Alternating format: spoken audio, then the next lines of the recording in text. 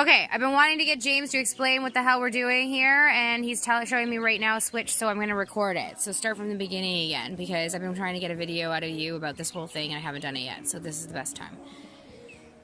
Yeah, we got our two little 40-watt, tidy little easy ones. I'm going to put them on the roof for something else with that, but for now they're kind of cute to sit there. Yep.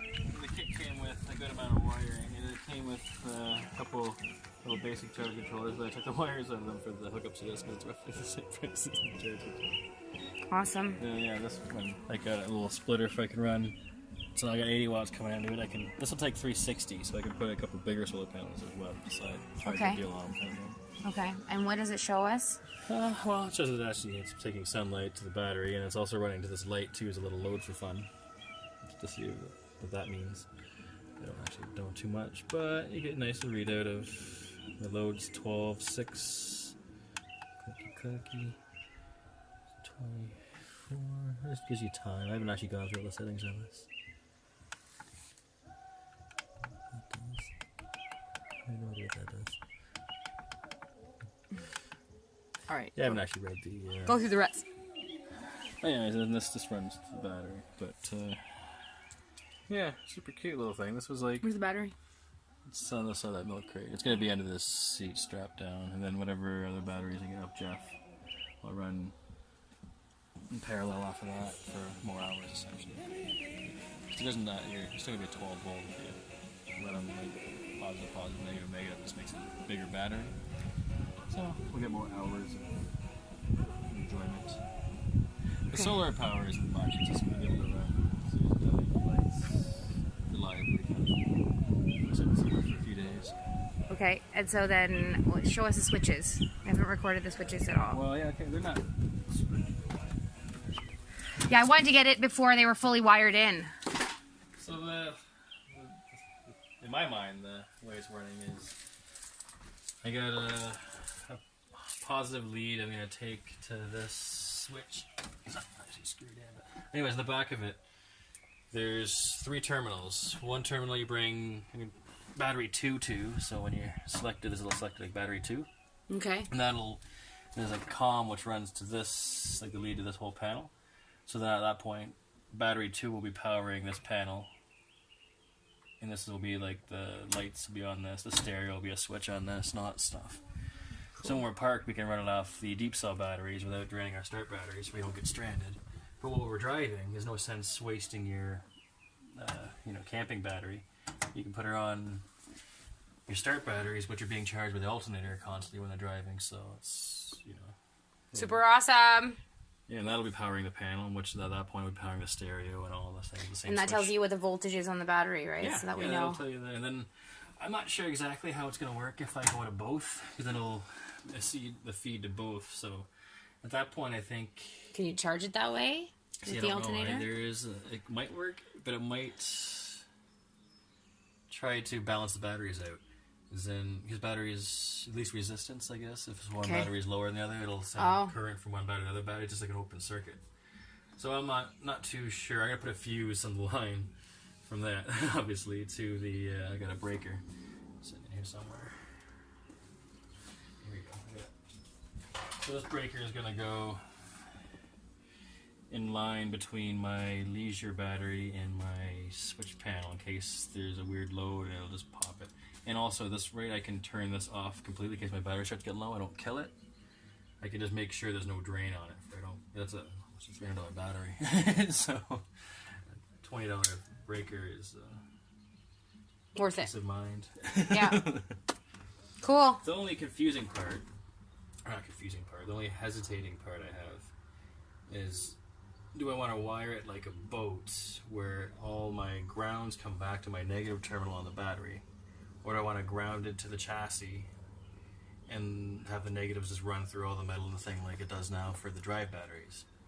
But I'm curious if it'll be what the pros and cons are having these batteries and that battery sharing the same ground essentially. Do you have any questions? Because people will comment, so you can ask a question, and people might somebody who knows electricity might be able to give you some input. So do you have any specific questions that?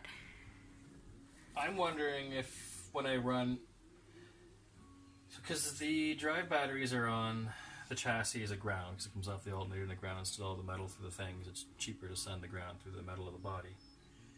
So when I hook a different battery up, if I'm on, say, battery 2, and we're driving, and battery 1's also got, is it going to make any sort of weird unbalances, because they're sharing the same negative or same ground?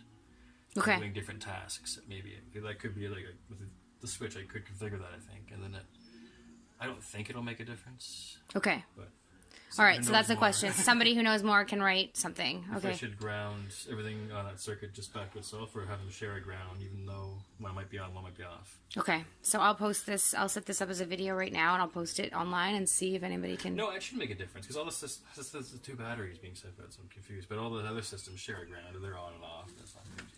They're switched. Yeah. Okay. Well, you never know. Somebody might have some information for us. Cool. And then that's our real lights, because the first time we camped, we didn't have lights and we couldn't find our headlamps, so it's perfect to have little LEDs. And that one finally went out, eh? Oh, did it? Was that a week and a half, 2 weeks? A week and a week at least. 3 AA batteries. Awesome. And that for like a week. Perfect. I thought maybe a day. Yeah, so we have to put Optimystic Prime on the side of the bus still. And yeah, so we have to do some filter changes. So you have to order those like immediately. Yeah, I'm going to talk to Matt. Oh yeah, Monday, tomorrow. Okay. No sense. I can't imagine the price of the lights. Yeah, cool. Awesome. There you go. That's our update. What are our stereo plate DVDs? Oh yeah, you show them that. I don't know if everybody knows about Amazon. We just figured out Amazon. So you can get cheap little stereos that are like touchscreen video, like a little cell phone essentially that is your car stereo. That hooks into like a little TV. We can actually watch a movie through this and the video out to that and have the stereo sound of this thing. It's like, what? So cool. You know, like this for the next one is $100. Amazing. It lasts a year. It's a good deal. Like a cell phone lasts how long nowadays? Yeah. You break them every year and you pay hundreds and hundreds for these things. Yeah. And we're going to be in this a lot, especially we can control it from other one to other one. We can have nice sound all Yeah. day long. Yeah. Super cool. That's a bonus. Yeah. Super cool. We're counting on that. No, that's exciting. I really wanted music, so. And we got a Spotify thing. It'd be really cool if we could do loads. Does that take apps? If we have a hotspot on Wi-Fi? I wonder if we could download Spotify on that. The smartest thing is it mirrors to the tablets or the cell phone. Perfect, so we It's can... Bluetooth, right?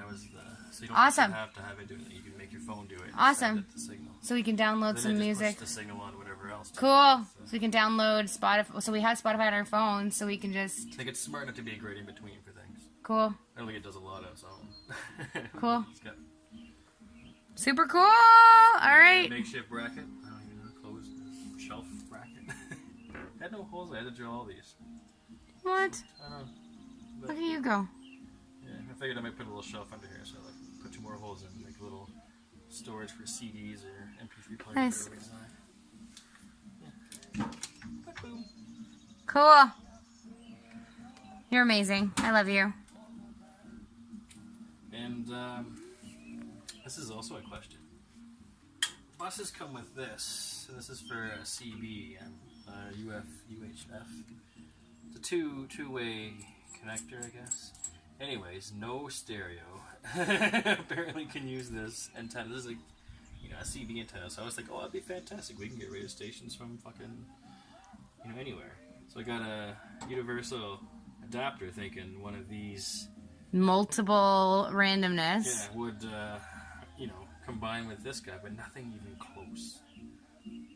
So I don't know. I'm thinking I'm just going to use this. This is what the stereo takes, and then attempt to hotwire any one of these to this and see how that works out. I got 5 tries before I'm out of adapter.